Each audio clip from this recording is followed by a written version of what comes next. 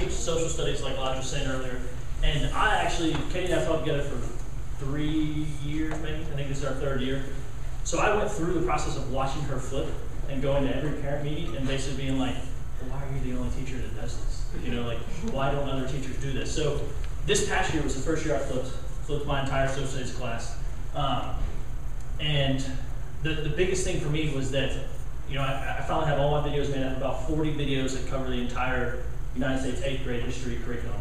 I think it's actually 41.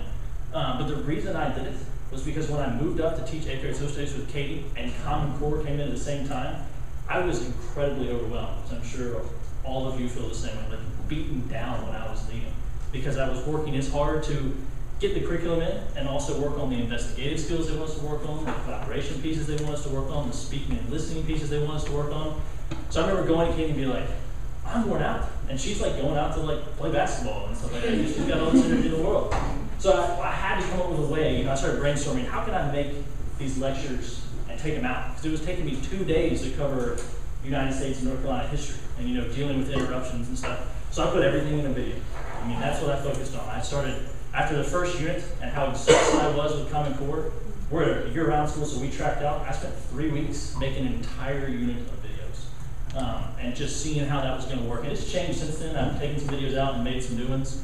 But it's really freed up my time in the classroom to be much more efficient. I no longer leave feeling beaten down because of what I'm doing in the classroom. I'm not worn out from kids asking me constantly the same questions every time. I mean, if you're like me, an associates teacher, like Roger's saying, we can talk all day long. Storytelling is what we do. And, you know, I'll tell a joke in first period. I'll tell the same joke in second period. I'll tell the third joke in, you know, third period. By the time I get to fourth period, I'm like, forget the joke. It's so over. You know? And so I feel bad for my core 4 kids, but now that's no longer the case. This is my 3rd period from last year. And, you know, this is basically how they sit at these groups' desks, and they are just working 10 times harder than I am. It's made my job a lot easier because I put all my stuff on YouTube. That's the expectation. It's made me 10 times more efficient, to having more energy to engage with the kids, improve those relationships, allows more flexibility in the classroom. And it's really saved me, honestly.